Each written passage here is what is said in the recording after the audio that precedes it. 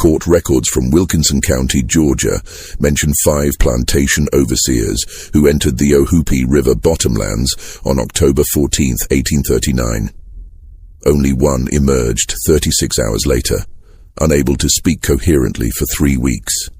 The county coroner's inquest lists the other 4 as lost to swamp conditions, but witnesses reported the survivors' hands were covered in scratches that formed unusual patterns, and he repeatedly drew the same symbol in the dirt outside the county jail, a marking local Creek Indians said represented the hunted becoming the hunter. For over a century, descendants of those overseers have refused to discuss what happened in those woods, and the original incident report disappeared from county archives in 1847. The truth about what occurred when 5 armed men pursued a 15-year-old girl into wilderness she knew better than her own name has been deliberately buried, but the evidence scattered across forgotten testimonies tells a story that should terrify anyone who believes superior numbers guarantee victory. Before we continue with the story of what happened in those Georgia bottomlands, if you're fascinated by dark historical mysteries like this, subscribe to this channel and hit that notification bell. And I'm curious, comment below what state or city you're watching from. Now, let's discover what really happened when 5 men made the fatal mistake of underestimating their prey. The events that followed would reveal something far more disturbing than simple wilderness tragedy. They would expose how thoroughly knowledge of the land could transform victim into survivor and pursuer into prey. Wilkinson County, Georgia in 1839 occupied a peculiar position in the state's geography. Too far from Savannah's coastal aristocracy to attract refined planters. Too close to Creek Indian territories that had only recently been forcibly removed to attract cautious investors. The county's plantations were smaller operations owned by men who'd come to Georgia after failing in the Carolinas, desperate to extract profit from land that fought cultivation at every turn. The Ohoopee River bottomlands that bordered the county's eastern edge had a reputation. Even before the Creek removal of 1836, the indigenous population had treated those particular swamps with caution. The waterways shifted with seasonal floods, creating new channels that could disorient even experienced hunters. Cypress trees grew so dense in sections that sunlight never reached the forest floor, and the constant moisture bred vegetation that could hide a person 3 feet away. Spanish moss hung in curtains thick enough to obscure entire pathways, and the ground itself was treacherous. Solid earth that could become sucking mud within 10 paces. The Gresham plantation sat on the western edge of these bottomlands. 400 acres of struggling cotton worked by 37 enslaved people. Thomas Gresham had purchased the property in 1834 after a series of bad crop seasons in South Carolina left him bankrupt. He'd mortgaged everything to restart in Georgia, and 5 years later, he still operated at the edge of financial ruin. His cotton yields were half what neighboring plantations produced, his land exhausted faster than he could clear new fields, and his labor force was, in his words, unmanageable. Gresham employed 5 overseers, an unusually high number for a plantation of his size, but he insisted it was necessary. His enslaved workers, he claimed, required constant supervision. The truth, whispered among neighboring planters' wives, was that Gresham's overseers were men no other plantation would hire. They'd been dismissed for excessive brutality from operations in Alabama and Mississippi, places where brutality was already commonplace. Gresham hired them because they worked cheap and asked no questions. Jacob Yarrow was the head overseer, a man of 42 who'd worked plantations since age 15. He was methodical in his cruelty, keeping detailed records of punishments administered and calculating exactly how much suffering a person could endure before productivity declined. His younger brother, Samuel Yarrow, served as his assistant, equally systematic but lacking Jacob's restraint. The 3 other overseers, Nathaniel Cruz, William Tyson, and Henry Burke, were younger men who'd gravitated to Gresham's plantation because it gave them license to indulge their worst impulses without consequence. Among the enslaved population at Gresham Plantation was a girl named Celia, 15 years old in October 1839. Her mother had been Creek Indian, captured during the conflicts preceding the removal, subsequently sold into slavery despite questionable legality. Her father had been African, brought to Georgia through the illegal slave trade that continued despite federal prohibition. Celia had inherited her mother's knowledge of the bottomlands and her father's mechanical aptitude. She could navigate terrain that confused others and fashion tools from materials most people would overlook.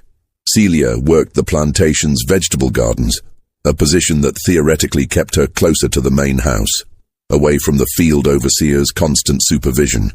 But Thomas Gresham's wife had died 2 years earlier, leaving no one to manage domestic affairs, and the overseer's attention had increasingly turned towards Celia as she matured. She'd learned to move quietly, to anticipate when trouble was coming, to make herself small and unnoticeable. The creek removal had affected the Gresham plantation more than most. Several of the enslaved population had maintained relationships with nearby creek communities, trading knowledge and occasionally food.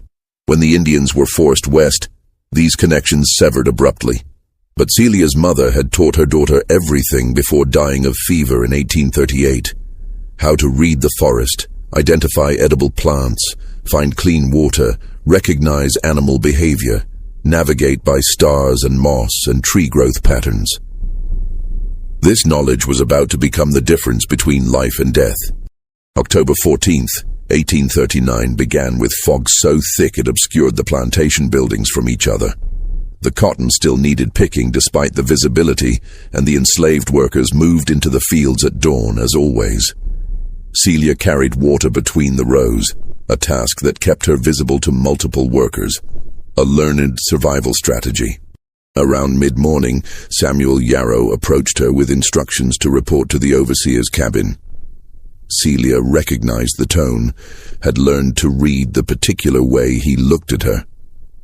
She'd been avoiding this moment for months, but the summons was direct and refusal would bring immediate consequences. She walked toward the cabin, but instead of entering, she continued walking, past the building toward the eastern property line toward the bottomlands. Behind her, she heard Samuel's shout of surprise, then anger. She didn't run yet. Running would signal guilt, would give them justification. She walked with purpose, as though following instructions. But when Samuel's shouts brought the other overseers, when she heard multiple voices, and the particular excitement that came into men's voices when they sensed pursuit, she ran. The bottomlands began abruptly, solid ground transitioning to swamp with little warning. Celia hit the tree line at full speed, bare feet finding purchase on ground that would have tripped someone wearing boots. Behind her, the voices multiplied, not just Samuel now, but Jacob's authoritative commands and the younger overseer's eager responses. Thomas Gresham himself appeared as the 5 overseers grabbed rifles and rope. A later testimony from a field worker reported hearing Gresham tell them to bring her back unspoiled, because damaged property couldn't be sold, and he needed every asset he could liquidate. Jacob Yarrow's response, overheard by the same witness, was less concerned with property value. The 5 men entered the forest 15 minutes behind Celia.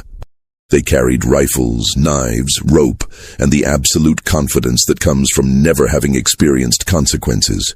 They'd tracked runaways before, always successfully. A 15-year-old girl alone in the wilderness would be found within hours, terrified and compliant. The Ohoopee bottomlands were dangerous, yes, but not to armed men familiar with forest pursuit. What they didn't know was that Celia had been preparing for this moment since her mother's death. She'd been carrying supplies into the forest during water runs, a knife stolen from the kitchen hidden in rotting logs, a tinderbox wrapped in oilcloth buried in a hollow tree. Dried meat taken piece by piece from the smokehouse, cached in waterproof pouches her mother had taught her to make from animal bladders. She'd memorized every pathway her mother had shown her, every seasonal route through the swamps, every high-ground island invisible to outsiders. The 5 men expected to find a terrified child. They would discover something entirely different. The first day of pursuit seemed to confirm the overseer's expectations. They found Celia's trail easily, broken branches, disturbed vegetation, the occasional footprint in mud. Jacob Yarrow, experienced tracker, pointed out each sign with satisfaction. The trail led deeper into the bottomlands, away from neighboring plantations where she might have sought help, into wilderness that would exhaust and disorient her. They followed methodically, pacing themselves, expecting to find her collapsed from exhaustion before nightfall. The younger overseers joked about what would happen when they caught her, each comment crueler than the last. Jacob let them talk, knowing that anticipation made men careless, but also knowing this pursuit would end like all the others, with submission and punishment and a return to proper order. But as afternoon stretched toward evening, the trail began to behave strangely. It seemed to double back on itself, crossing previous paths in ways that suggested confusion. They'd find clear signs of passage, then nothing for stretches, then signs again in unexpected locations. Samuel Yarrow suggested she was lost, wandering randomly, but Jacob studied the patterns with growing unease. The randomness seemed almost deliberate, designed to keep them moving in circles. When darkness came, they made camp on a relatively dry hummock, lighting a fire that illuminated the hanging moss like curtains around them. They took turns on watch, 2 men sleeping while 3 stayed alert, but the night passed without incident. The forest around them was loud with animal sounds, frogs and insects and occasional larger creatures moving through underbrush, but no sign of the girl. Dawn revealed something that disturbed even Jacob's confidence. Their packs had been opened during the night, not violently torn or scattered, but carefully searched. Food was missing, not all of it, but selected items. Dried beef, hardtack, a canteen. William Tyson insisted he'd been awake, watching but had seen nothing. The moss curtains had hung motionless. The fire had burned steadily, yet someone had moved among their supplies without detection. The 5 men looked at each other with the first flickers of uncertainty. A terrified runaway didn't steal food with surgical precision from armed men. This behavior suggested planning, confidence, and most disturbing of all, complete comfort moving through darkness that disoriented them even with firelight. Jacob made the decision to continue pursuit, but the dynamic had shifted. They weren't hunting a fleeing child anymore. They were following something that understood the forest better than they did, something that had deliberately led them deep into unfamiliar territory, something that had approached their camp with enough stealth to take supplies while they watched. The trail resumed that morning, clearer now, almost as though she wanted them to follow. Samuel suggested turning back, but Jacob pointed out the practical problem. They'd traveled far enough into the bottomlands that returning meant admitting failure to Gresham, meant acknowledging they'd been outmaneuvered by a teenage girl. Their reputations as overseers depended on dominance, on never showing weakness. They had to find her. By midday of the second day, Nathaniel Cruz noticed something that made him stop walking. The trees around them bore markings, not random natural damage, but deliberate scratches in patterns. Creek symbols, he thought, though he couldn't read them. The marks appeared on trees at regular intervals, forming a trail that paralleled the direction they'd been moving. Jacob examined the marks and felt something cold settle in his stomach.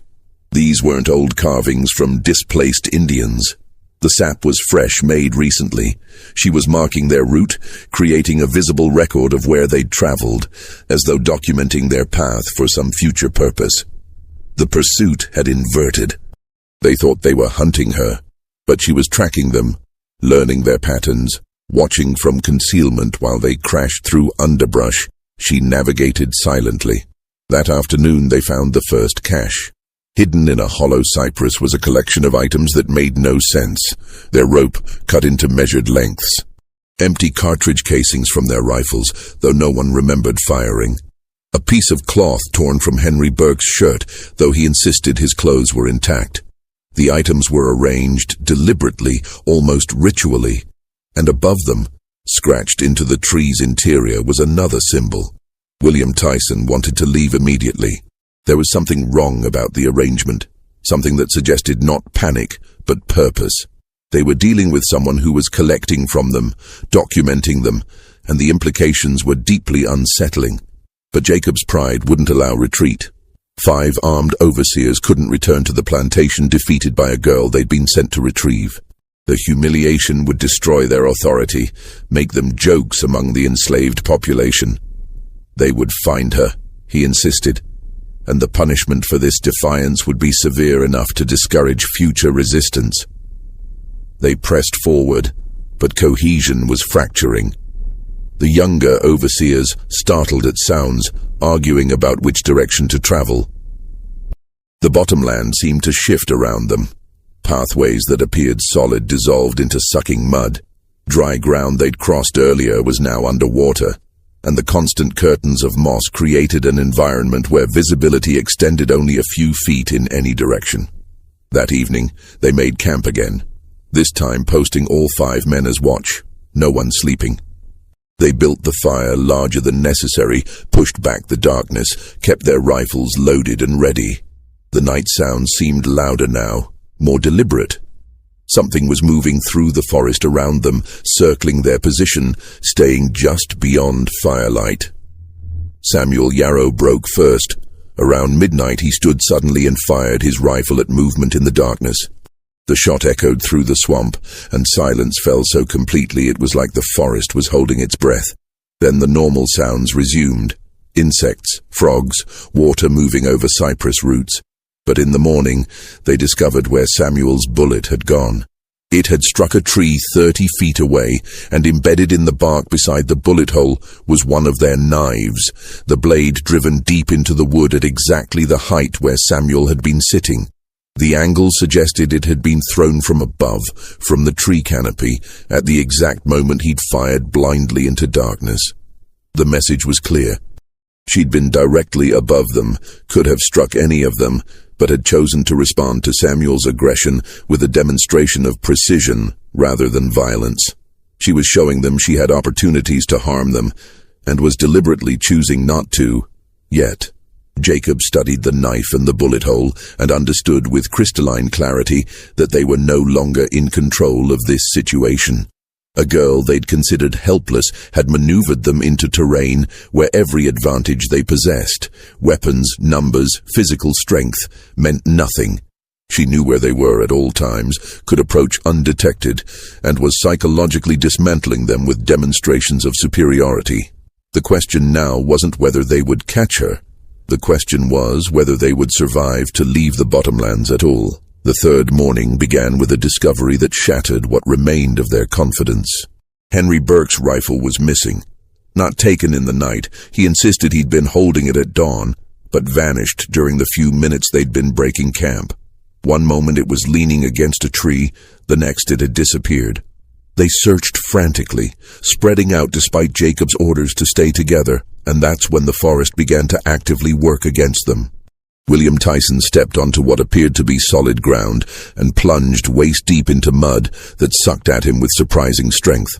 While the others struggled to pull him free, Nathaniel Cruz discovered that several trees bore fresh markings, arrows pointing in different directions, as though offering them choices for routes forward.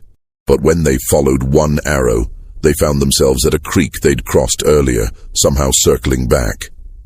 The other arrows led to similar dead ends, ground that seemed familiar, landmarks they'd passed before. She was herding them, Jacob realized, keeping them moving but controlling their direction, wearing them down physically and mentally. Their supplies were nearly exhausted. The food she'd taken the first night had been their reserve rations. They'd been drinking swamp water, risking illness. Nathaniel had developed a fever, shaking despite the humid heat. William's leg, injured during his plunge into the mud, was swelling badly. They were weakening while she remained invisible, untouched, orchestrating their deterioration. That afternoon they heard singing. A woman's voice, carrying through the forest from no identifiable direction, singing in a language none of them recognized. Creek words mixed with something else, a melody that seemed to come from everywhere and nowhere. The sound disoriented them further, made it impossible to determine distances or directions. Samuel Yarrow finally snapped. He began screaming into the forest, cursing, promising terrible violence if she didn't show herself immediately. His voice cracked with fear, disguised as rage, and his brother couldn't calm him. The other men watched with hollow eyes, too exhausted for similar outbursts, understanding that Samuel's threats were meaningless. They had no authority here. The forest belonged to her, and they were intruders being slowly consumed by their own inadequacy. As evening approached, they found themselves in a clearing they hadn't seen before. A small island of solid ground, surrounded by water on all sides. The ground was scattered with bones, animal remains mostly, but arranged in patterns that might have been natural or might have been deliberate. In the center of the clearing was a structure, a shelter built from branches and moss, clearly inhabited recently. Inside the shelter they found their missing supplies. Not all of them, but enough to survive. Dried meat, the stolen canteen, and Henry Burke's rifle, unloaded, the ammunition scattered around it like decoration. It was an offering and a mockery simultaneously. She was demonstrating that she could provide for herself and control their access to resources, that she held their survival in her hands. Jacob made a decision born of desperation. They would wait here, in this clearing, and she would have to come to them eventually. They had shelter, some supplies, and a defensible position. They couldn't win by pursuing her, but they might survive by staying still. But waiting in one place meant giving her complete initiative, meant sitting exposed while she watched from concealment, and the psychological strain was immediate. Every sound became a potential threat, every shadow a possible attack. The 5 men sat back to back in the clearing center, rifles pointing outward, waiting for movement that never came in ways they could predict. The attack, when it came, wasn't what they expected. Not violence, but escalating psychological warfare that exploited every fear they'd developed over 3 days in the bottomlands. It began at sunset with sounds, footsteps circling their position, moving through water always just beyond the clearing's edge. The sounds would approach, then retreat, never following predictable patterns. Sometimes the steps moved quickly, as though running. Other times they slowed to a deliberate pace that suggested someone moving with complete confidence through terrain that terrified the 5 men huddled in the clearing's center. Then voices joined the footsteps, whispered words in languages they didn't understand, seeming to come from directly behind each man even though they sat back to back. The words carried different tones, sometimes melodic like singing, other times harsh and guttural. Nathaniel swore he heard his own name spoken in his mother's voice, though his mother had been dead for 15 years. William insisted someone was reciting scripture, twisted verses that sounded almost right, but contained subtle blasphemies that made his skin crawl. Jacob tried to maintain order, reminding them these were tricks, psychological manipulation designed to break their resolve. But his voice carried less authority with each passing hour, and the other men responded with vacant stares that showed how thoroughly their confidence had eroded. Nathaniel, already feverish, became convinced something was moving beneath the water's surface, circling them like a predator. He began describing creatures he insisted he could see, forms that didn't match any animal he knew, watching from just below the waterline with eyes that reflected their firelight, in colors no natural animal produced. The others told him he was hallucinating, fever-induced visions, but their voices carried uncertainty, and they found themselves watching the water with growing dread. Rifles pointed at ripples that might have been wind or might have been something else entirely. The moss curtains hanging from surrounding trees began to move, though there was no breeze. They swayed in rhythm, all together, then individually, creating patterns that seemed almost intentional. Henry Burke watched these movements with increasing agitation, convinced he could see shapes forming in the hanging vegetation. Human silhouettes that appeared and dissolved, always at the edge of his peripheral vision, never quite solid enough to justify firing at, but too consistent to dismiss as imagination. Around midnight, the sounds changed. Now it was laughter, a girl's laughter, coming from multiple directions simultaneously, as though she'd multiplied or positioned herself impossibly in several locations at once. The laughter would start to their north, clear and distinct, then stop abruptly. Seconds later, it would resume from the south with the exact same tonal quality, the same rhythm.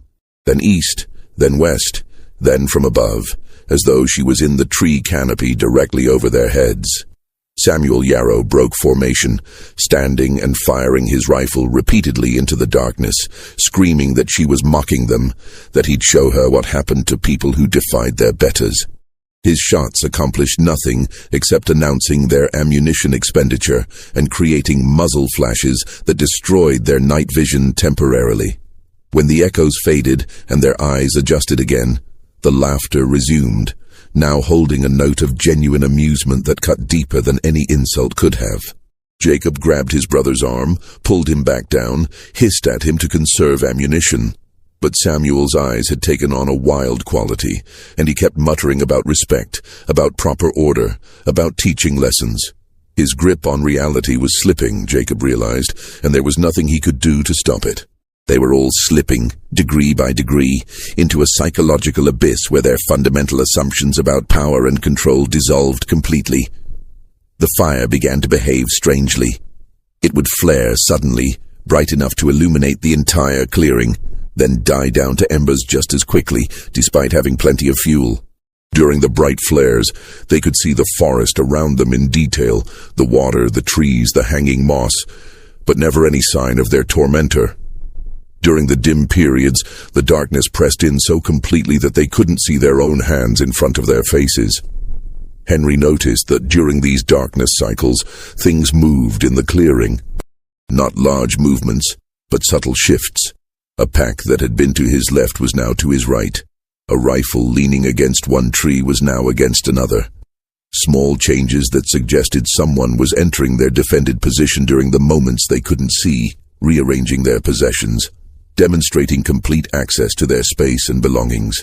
Around 2 a.m, they heard singing again, but this time it wasn't distant or directionless. It came from the shelter in the clearing's center, the structure where they'd found their supplies earlier. The voice was clear and close, singing in Creek words they couldn't understand, a melody that carried both sadness and strength. All 5 men turned to face the shelter, rifles raised, but the singing continued without pause. William suggested they fire into the structure, burn it down, force her into the open. But Jacob stopped him with a harsh whisper. If she was actually in there, if she'd somehow approached that close without them detecting her, then she wanted them to know it. She was showing them, once again, that she could reach them whenever she chose, and their weapons meant nothing. The singing stopped abruptly, replaced by silence so complete it felt oppressive. They waited, barely breathing, for what would come next. Minutes passed. 5, 10. Nothing happened. The normal forest sounds had ceased entirely, as though every creature in the bottomlands was holding its breath, waiting for the same thing the 5 men waited for.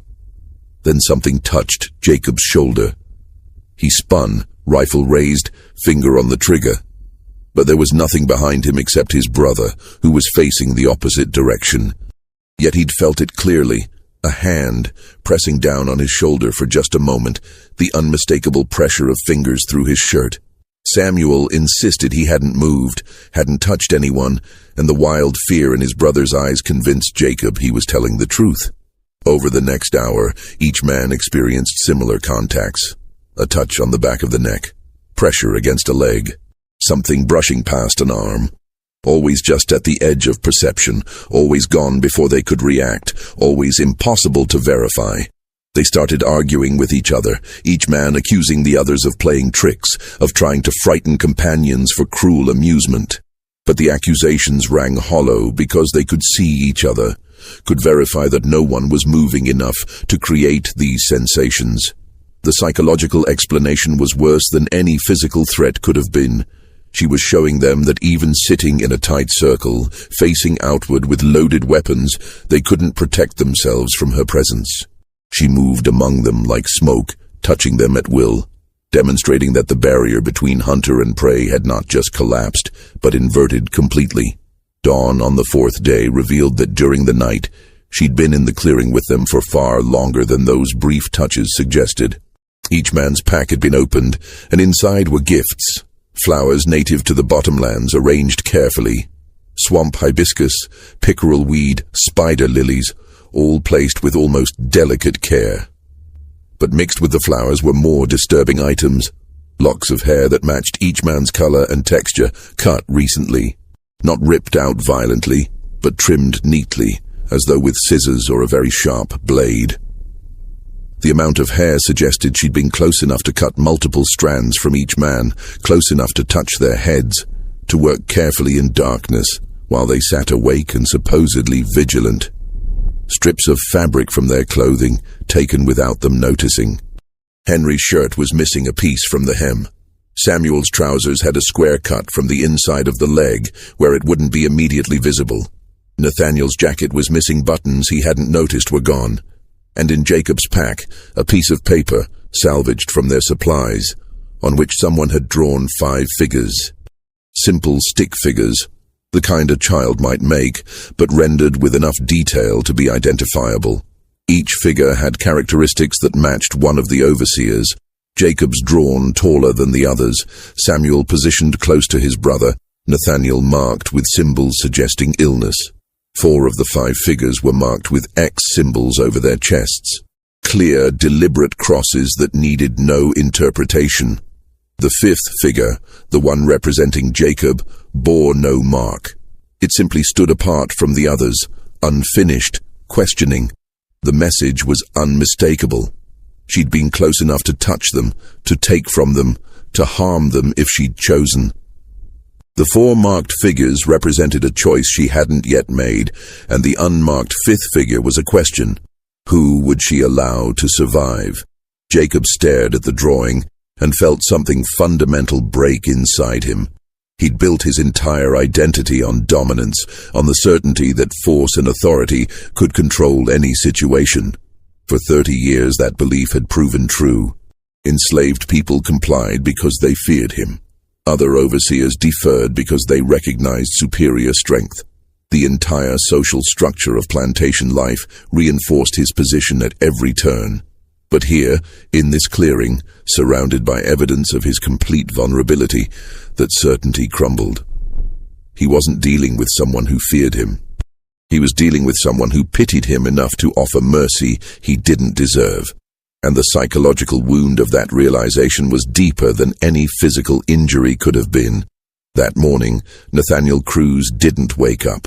His fever had progressed beyond the point where the body could fight it. His breathing had grown shallow during the night, and sometime before dawn, it simply stopped. They checked for pulse, found none, and sat staring at his body with hollow eyes. The first of them to die, killed not by violence, but by illness, exacerbated by stress, dehydration, and the relentless psychological pressure of 3 days being hunted by prey they couldn't catch. Jacob made the decision to leave him. They couldn't carry a dead man through the swamps, and staying meant they'd all die eventually. It was brutal calculus, survival arithmetic, abandoning a companion's body because resources were finite, and sentiment was a luxury they couldn't afford. But leaving Nathaniel's corpse felt like crossing a line. They'd entered the forest as hunters, as men with power and purpose. Now they were abandoning their dead and fleeing like animals, all pretense of authority stripped away. Samuel insisted they should at least bury him, but Jacob pointed out the obvious. They had no tools, the ground was too wet, and spending hours digging would only give her more time to orchestrate whatever came next. They left Nathaniel in the clearing, with what water remained, a meaningless gesture toward humanity, and continued moving. But now they were 4, weakened, and the psychological weight of abandonment added to their deterioration. Each man was thinking the same thing, though none would voice it aloud. Who would be next? Whose body would they leave in some future clearing? Over the next hours, the forest seemed to tighten around them. The paths grew narrower, the water deeper, the solid ground less frequent. They moved single file through passages barely wide enough for their bodies, cypress roots grabbing at their legs like deliberate obstacles, mud sucking at their boots with every step as though the earth itself wanted to hold them in place. Henry Burke, walking point, kept encountering paths that seemed solid but dissolved into waist-deep water after a few steps. He'd test the ground carefully, declare it safe, take 3 paces, and plunge into hidden pools. After the 5th time, his confidence was completely shattered, and he refused to continue leading. But Jacob, at the rear, insisted someone had to break trail, and rank still meant something even here, even now. William Tyson's injured leg finally gave out around midday. He collapsed into water that came to his chest, unable to stand, and when the others tried to lift him, the ground beneath them shifted, destabilizing everyone. His leg had swollen to nearly twice its normal size, the skin discolored in ways that suggested serious infection. He needed medical attention, bed rest, clean water, antibiotics that wouldn't be widely available for another 60 years. What he had was 3 desperate men trying to keep him upright in a swamp that wanted to pull him down. They struggled for 10 minutes, maybe 15, trying to find footing solid enough to support his weight. But the more they moved, the deeper they sank. Jacob finally made the same calculation he'd made with Nathaniel. William was slowing them down, using energy they couldn't spare, and his condition would only worsen.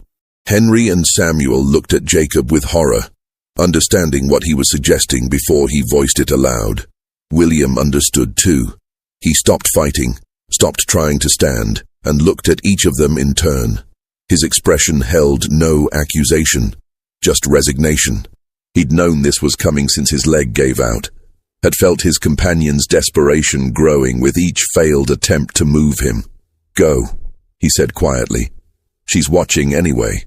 Staying just means she takes all of us." In the confusion of trying to find stable ground to continue from, in the desperate scramble to extract themselves from the mud that held them, William Tyson slipped away. Not attacked, not pulled under by anything except gravity and water, and his body's inability to fight anymore. They heard him thrashing, calling for help with decreasing volume, and then nothing. The swamp had claimed him with almost casual efficiency, and none of them had the physical or moral strength to attempt another rescue. They were 3 now. Jacob, Samuel, and Henry, moving through a nightmare landscape that seemed actively hostile to their presence. Their ammunition was nearly gone. They'd wasted shots firing at sounds and shadows. Their food was exhausted. Their water supply was contaminated swamp water that would likely make them sick. They were lost, unable to retrace their route, unable to determine which direction led to the plantation they'd left what felt like years ago, but had only been 4 days. The trees around them bore constant markings now. Creek symbols they couldn't read but understood were messages. Some seemed to point directions, offering guidance. Others appeared more ominous, warnings perhaps, or simply documentation of their passage. She was creating a record, they realized, marking this hunt the way hunters marked successful tracking. Except in this case, the prey was creating the record of the hunter's failure. That afternoon, exhausted and delirious, they emerged into another clearing, and found Celia waiting for them. She stood on the far side of a small pond, perfectly visible in afternoon sunlight that filtered through the cypress canopy. She made no attempt to hide or run. She simply stood there, solid and real, after days of being everywhere and nowhere, finally allowing them to see her clearly. She looked nothing like the terrified runaway they'd expected to catch. Her clothes were muddy, but intact, practical garments that allowed free movement. Her face bore patterns drawn in what looked like charcoal mixed with clay. Not random marks, but deliberate designs that might have been camouflage or might have been ceremonial. Her hair was pulled back and tied with plant fibers. She was barefoot, her feet showing none of the damage theirs had sustained from days walking on roots and through mud. Most striking was her expression. Not fear, not anger, not even triumph. Just calm assessment. The look of someone evaluating a situation with complete confidence in their ability to handle whatever developed. In her hands, she held a bow, constructed from materials in the forest, the kind of hunting implement her Creek ancestors had used for generations. The wood was bent perfectly, the string appeared to be woven plant fiber or sinew, and the arrow, nocked but not drawn, looked professionally made. with stone tip and feather fletching. She'd built a functional weapon from natural materials while staying ahead of 5 armed men. Behind her, arranged on the ground, were their missing items. The rope they'd carried in, now fashioned into snares and traps. The ammunition she'd taken, lined up in a neat row. Henry's missing rifle unloaded and disassembled into components.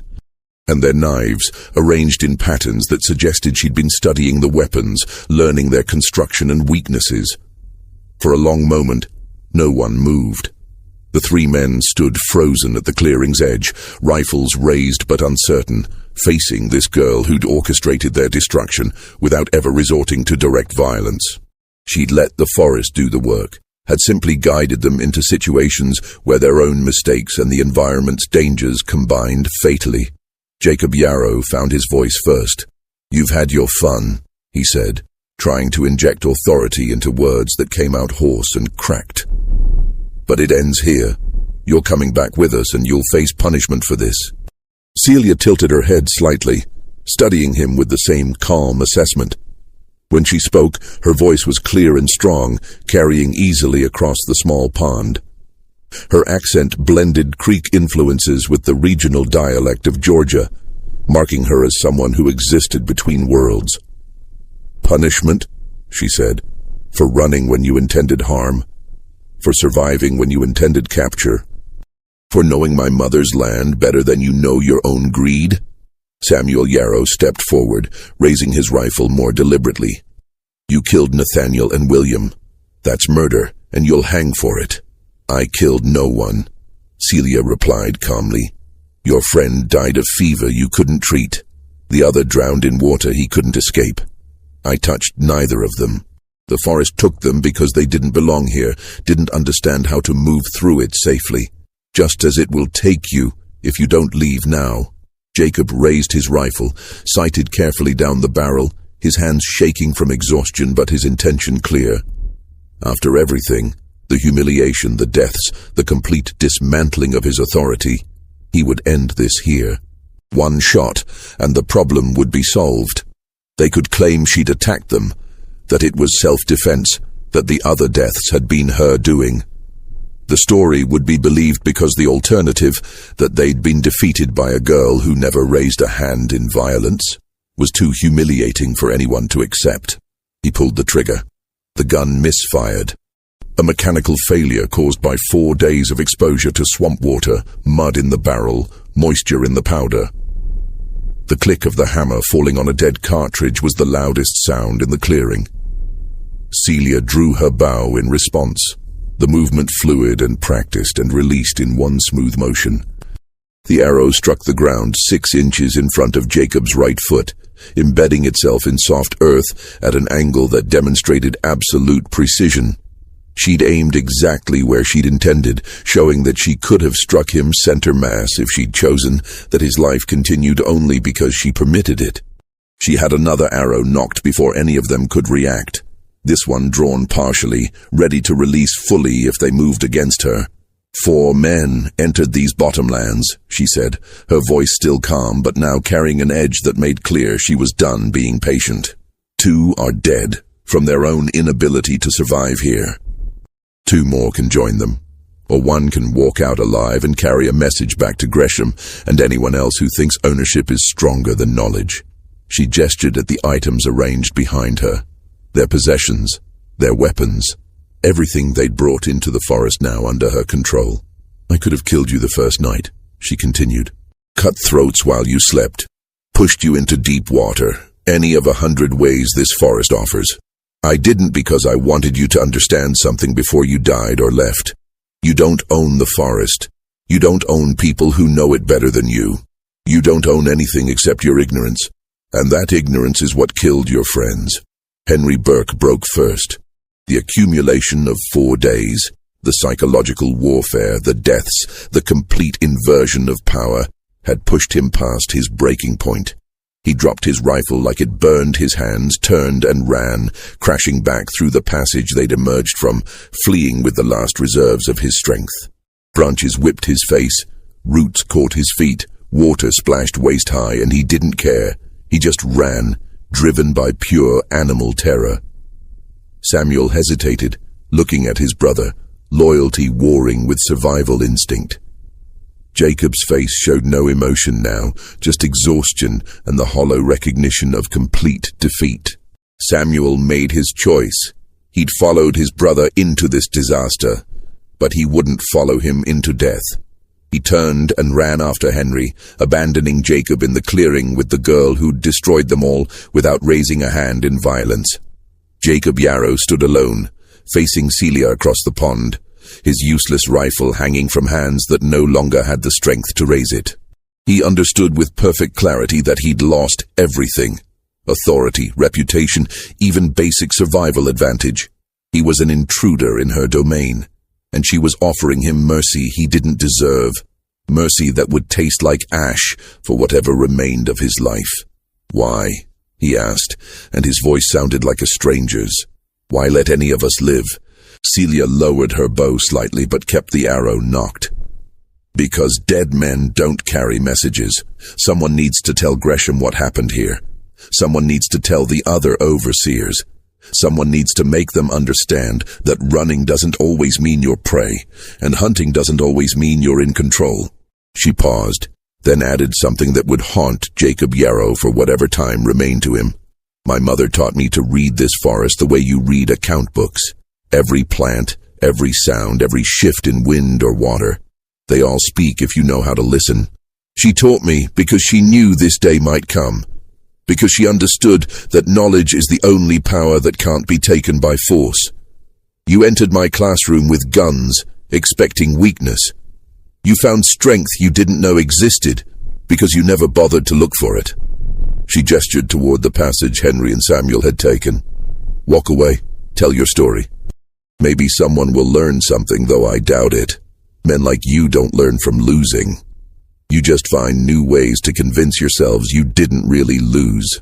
Jacob wanted to say something, wanted to salvage some shred of dignity from this disaster, but there was nothing left to salvage. He was a man who defined himself by dominance and control, and both had been stripped away so thoroughly he barely recognized himself. He turned and followed his companions, leaving his rifle behind because it was useless weight now, stumbling through the swamp with no dignity left. Just the animal desperation to survive long enough to reach familiar ground. Behind him, he heard Celia's voice one final time, carrying clearly through the forest. "The Bottomlands remember, and I remember. If Gresham sends more men, I'll be here. And next time, none walk out." Henry Burke emerged from the Ohoopee Bottomlands 36 hours after the 3 survivors separated in the clearing.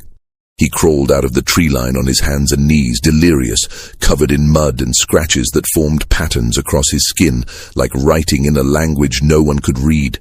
His clothes were torn. His boots were gone. His hands were bleeding from countless cuts, sustained grabbing at roots and branches during his flight. Plantation workers found him near the eastern property line around dawn, babbling about forests that moved and girls who multiplied and water that consumed. They carried him to the overseer's quarters, tried to get coherent information from him, but he couldn't form complete sentences. He kept repeating fragments. "She was everywhere, in the trees, under the water behind us. She touched us while we watched. The forest listened to her. The forest listened." Thomas Gresham summoned a doctor from the county seat, a man experienced with fever and delirium who examined Burke thoroughly and declared him physically intact, but mentally shattered. The scratches covering his body were superficial, the product of running blindly through underbrush.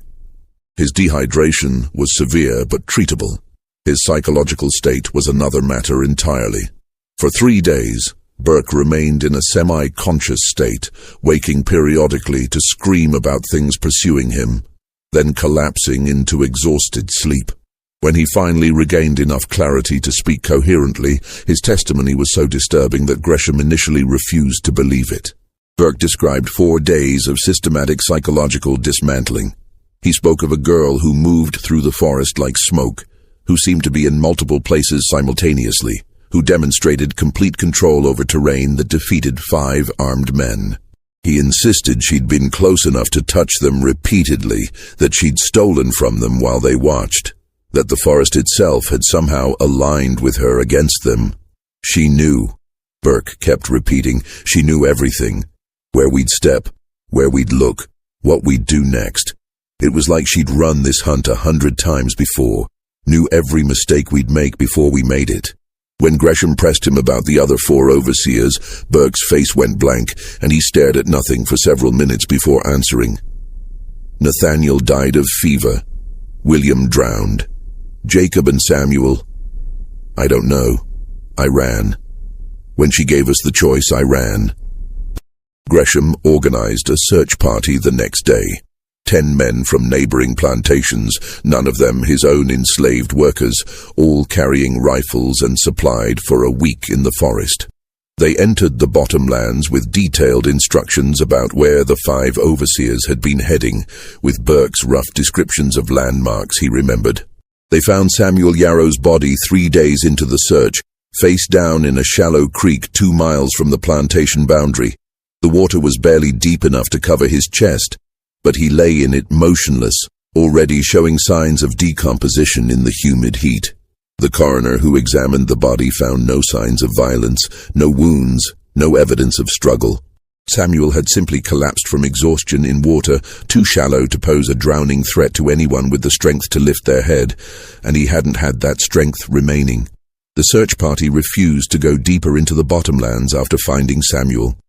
They reported that the terrain became increasingly difficult to navigate, that landmarks seemed to shift, that they'd found symbols carved into trees in patterns they couldn't interpret. Several men reported feeling watched constantly, hearing sounds that didn't match any animal they recognized, finding their supplies rearranged when they made camp despite posting guards. After 5 days, Gresham called off the search. 3 men were still missing, Jacob Yarrow, William Tyson, and Nathaniel Cruz, but the risk of losing more people searching for bodies outweighed the value of recovery. The official county records would list all 3 as lost to swamp conditions, a vague phrase that avoided uncomfortable questions about how experienced overseers could be defeated by wilderness and a runaway girl. Jacob Yarrow's fate remained unknown for another 2 weeks, until hunters from a neighboring county reported finding remains in the deep bottomlands 6 miles from where the search party had stopped. The body was too decomposed for positive identification, but the clothing fragments and a distinctive pocket watch confirmed it was Jacob. He'd apparently continued walking after the clearing confrontation, perhaps trying to find his own way out, perhaps simply refusing to follow his brother and Burke. Whatever his reasoning, he'd walked deeper into the swamp instead of towards safety, and the forest had claimed him. William Tyson and Nathaniel Cruz were never found. Their bodies presumably remained in the swamp, consumed by scavengers and decay, absorbed into the ecosystem that had defeated them. The bottomlands had a way of erasing people completely, leaving no trace beyond the memories of those who'd known them. Henry Burke remained at the Gresham plantation for 2 more weeks after emerging from the forest, recovering physically while his psychological state deteriorated further. He slept poorly when he slept at all, jerking awake at sounds no one else heard, staring at shadows no one else saw. He refused to go near the eastern property line, wouldn't even look toward the tree line that marked where civilization ended and the bottomlands began. The enslaved workers at Gresham's plantation watched Burke's decline with expressions that mixed satisfaction with something deeper. Validation, perhaps, that the power structure they suffered under was more fragile than it appeared. Overseer Burke, who'd wielded authority with casual cruelty for 2 years, now jumped at bird calls and drew symbols in the dirt compulsively whenever he thought no one was watching. Those symbols became a source of whispered conversation among the enslaved population. They were creek markings. Some people recognized them from interactions with indigenous people before the removal. Others insisted they were older than that, symbols that predated European contact entirely, meanings lost even to the creek themselves.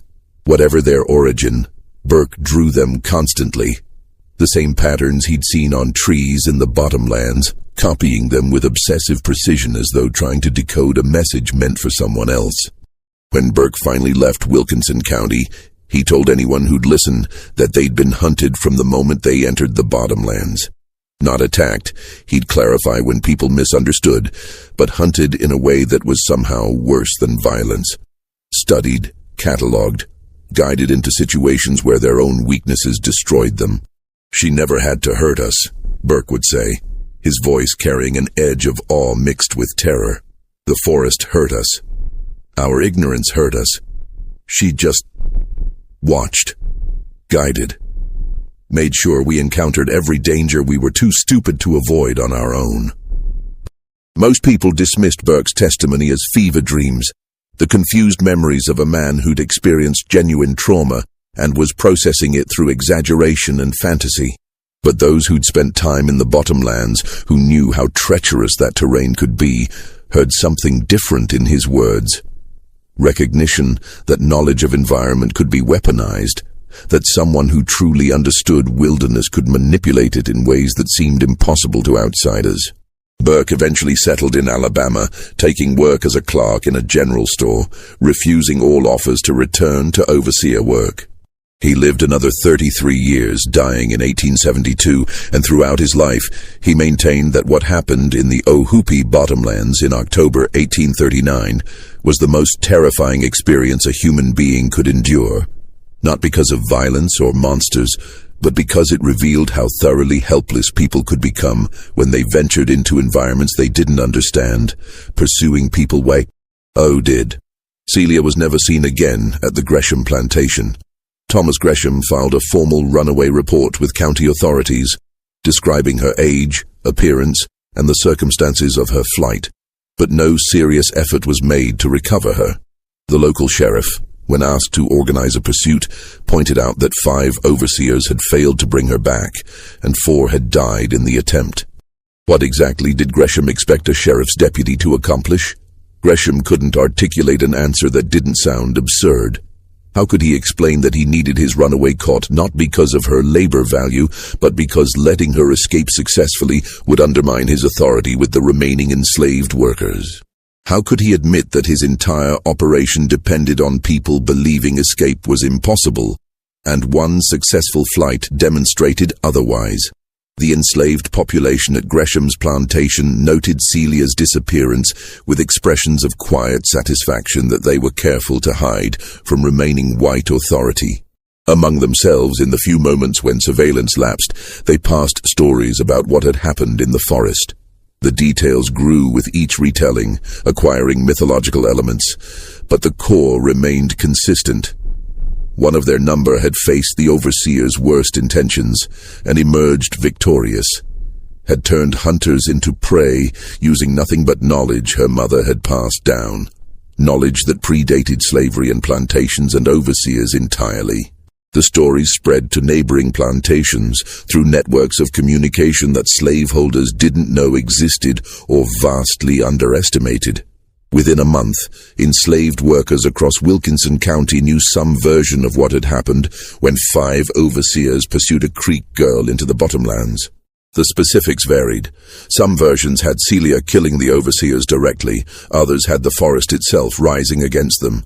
A few suggested supernatural intervention, but they all carried the same essential message. Resistance was possible, escape was achievable, and knowledge could overcome force. Thomas Gresham's plantation declined rapidly after October 1839, though the connection to the Bottomlands incident wasn't immediately obvious to outsiders. His more astute neighbors recognized the pattern.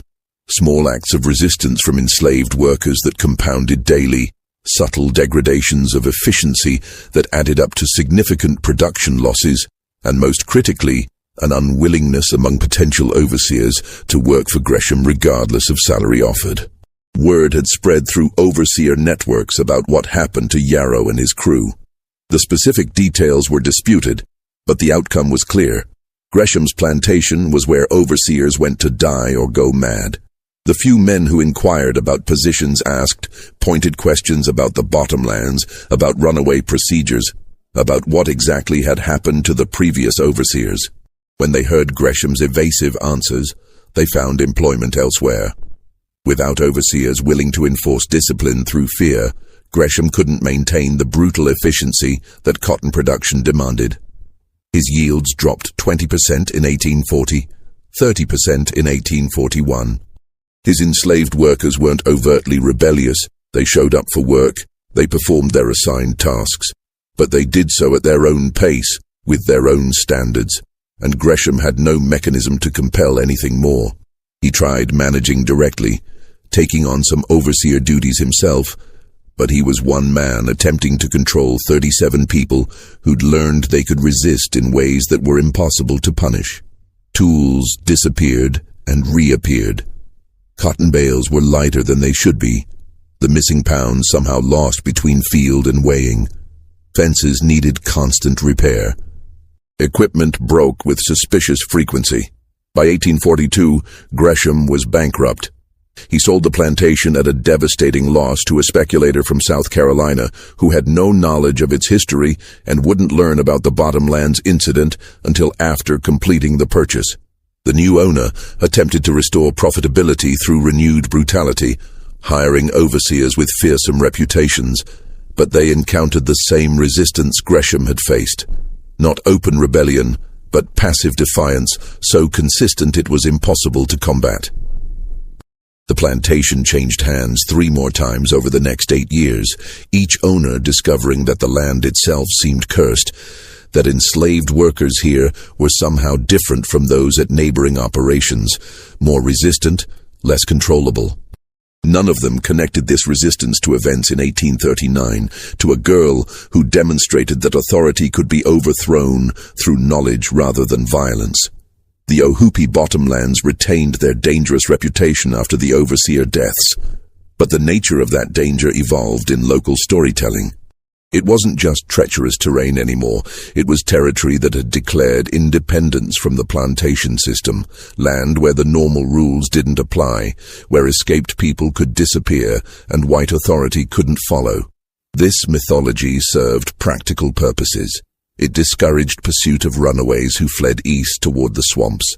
It created psychological barriers that were more effective than physical ones, making the Bottomlands seem so dangerous that sending search parties appeared futile. And most importantly, it suggested that certain areas existed outside the control of the system that defined the antebellum South, spaces where different rules applied.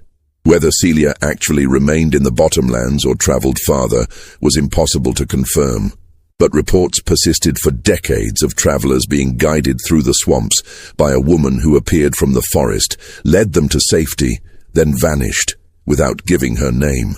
These accounts were remarkably consistent across time. The guide was always described as mixed Creek and African heritage, always demonstrating extraordinary knowledge of the terrain, always refusing payment or thanks, always disappearing before questions could be asked. Historians who've examined these reports generally dismiss them as folk tales, the kind of mythology that grows around wilderness areas where actual disappearances occurred. They point out that the descriptions remained too consistent across decades, suggesting a shared cultural narrative rather than independent observations of a real person who would have aged visibly over that time span. But oral histories preserved by Creek and African communities tell a different story. They describe the Bottomlands as hosting a small population of escaped people who'd created a semi-permanent settlement in the deep swamps, living off the land using techniques passed down from indigenous ancestors, occasionally helping other runaways reach safety farther north. These accounts name Celia specifically as one of the settlement's founders, someone who used her experience evading overseers to establish pathways and protocols for others. Whether these oral histories document facts or wishful thinking is ultimately unprovable. No physical evidence of such a settlement has been found, though the Bottomlands' hostile preservation conditions would destroy most structures within years. No written records from the period mention organized runaway communities in the Ohoopee swamps, though slaveholders had strong incentives to suppress such information if they knew about it. What is documented, verifiable in multiple sources, is that the Wilkinson County region experienced an unusually high rate of successful escapes between 1840 and 1860. Enslaved people from plantations bordering the bottomlands disappeared with far greater frequency than those farther west, and pursuit efforts recovered far fewer runaways than in comparable Georgia counties. Something about that area made escape more viable, whether it was simply the terrain itself or the presence of people who'd mastered living within it. The court records from October 1839 remain incomplete, many pages mysteriously missing from the county archives. What survives is fragmentary testimony from Henry Burke, depositions taken while he was still recovering, describing events that the court clerk noted seemed impossible to credit, yet delivered with such conviction as to suggest genuine belief in their accuracy. Burke's descriptions painted a picture of systematic psychological warfare, a girl who moved through the forest with preternatural skill, who seemed to anticipate every action the overseers took, who demonstrated complete mastery over terrain that killed them. He described her building weapons from natural materials, navigating in absolute darkness, approaching them repeatedly without detection, and ultimately offering mercy they didn't deserve. The court, after reviewing Burke's testimony and examining Samuel and Jacob Yarrow's remains, concluded that all deaths resulted from natural causes exacerbated by poor judgment. The verdict specifically stated, "The deceased entered hostile terrain without adequate preparation, pursued a quarry who possessed superior knowledge of said terrain, and subsequently perished through exposure, exhaustion, and environmental hazards. No evidence suggests deliberate violence. The runaway Negro girl Celia is charged with flight, but cannot be held responsible for deaths that resulted from the pursuer's inadequate skills."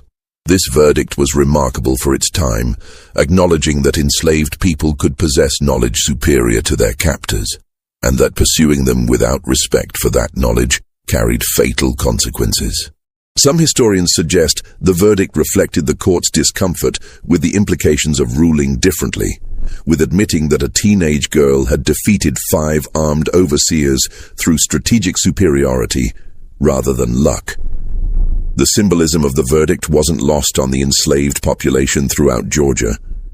Legal acknowledgement that knowledge could overcome force, that understanding terrain mattered more than weapons, spread through communication networks and became part of the broader resistance culture. The story of Celia and the Bottomlands joined other narratives of successful resistance, teaching lessons about how to survive, how to fight back, how to win on terms the oppressor system didn't understand. Thomas Gresham died in 1851 in Texas, where he'd relocated after selling his Georgia plantation. He'd attempted to restart cotton operations in the new territory, but encountered similar problems. Workers who resisted subtly, overseers who quit without explanation, yields that never matched expectations. His obituary in the Houston newspaper made no mention of his Georgia plantation or the events of October 1839, describing him as a farmer of moderate success whose ambitions exceeded his luck. Henry Burke died in 1872 in Alabama, as mentioned, having lived 33 years after emerging from the Bottomlands. His obituary noted his service as a store clerk and his reputation for peculiar views regarding wilderness areas and their dangers. Family members reported that he'd never spoken of his overseer years, except to warn them against pursuing work that required entering unfamiliar forests, and that he'd kept drawings hidden in his personal effects, symbols he'd copied from trees in Georgia decades earlier, preserved as though they held meaning he'd spent his life trying to decode.